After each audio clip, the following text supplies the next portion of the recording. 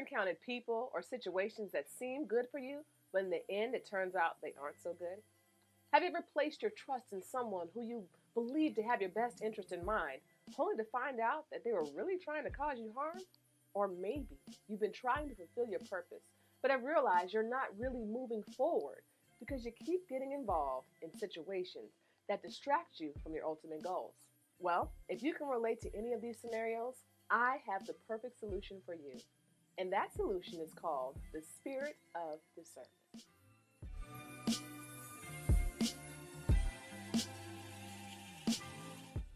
There are so many lessons to be learned from the story of Nehemiah, especially ones that deal with our purpose. And what is amazing about Nehemiah is that he was able to fulfill his purpose despite all the opposition he faced. And one reason he was able to do this is because he possessed something very, very special, which was a discerning spirit. Now, as we discussed in previous videos, it was Nehemiah's purpose to rebuild the walls of Jerusalem. Yet in his pursuit of fulfilling his purpose, his haters attacked him in a variety of ways. They tried to intimidate him by laughing at him, as well as threatening to physically attack him. Yet none of their efforts were successful. So, in a last-ditch effort, they take a different approach. They send Nehemiah a message asking him to meet them for a conference in one of the villages. But Nehemiah doesn't go. Why? Well, because Nehemiah possessed a discerning spirit. He recognized that they were actually seeking to do him harm, so he tells them, I'm engaged in a great work and I cannot come. Because if I come, the work will stop and I'm not going to let that happen. But these men were relentless. They sent this invitation to meet with Nehemiah 4 times, and each and every time, Nehemiah refused. So on the 5th attempt, they sent a servant to deliver the message with an open letter for everyone to hear. And he tells Nehemiah that terrible rumors are going around about him.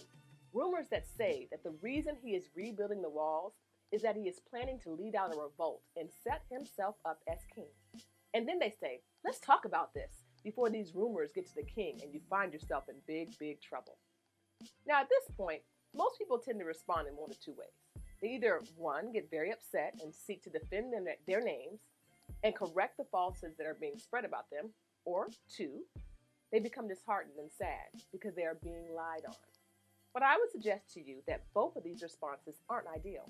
In the case of Nehemiah, instead of allowing his emotions to dictate his behavior, he considered the entire situation and concluded that they were making the entire thing up, and he refused to meet with them and waste his precious time on schemes that were designed to keep him from his purpose.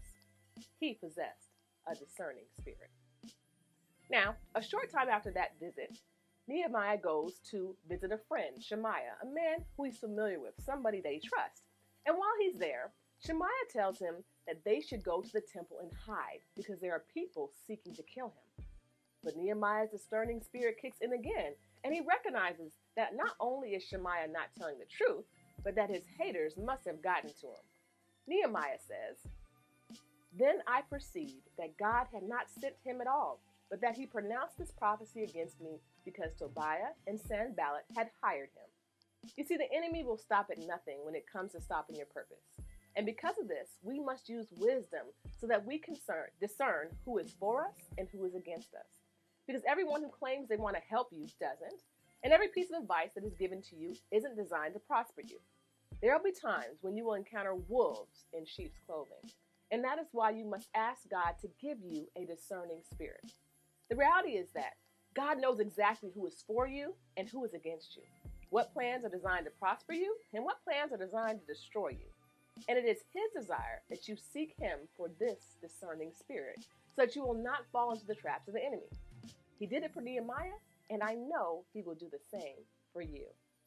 Now, if you want to dig a little deeper and get even greater benefit from these videos, I would suggest that you go to my website and sign up to receive not only these videos delivered directly to your inbox each week, but also my journal power sheets. These are sheets that will help you further examine how the lessons apply to your life so that you can better overcome life's challenges and fulfill your purpose so that you can live the extraordinary life God wants you to live. So go ahead and sign up today. It's free.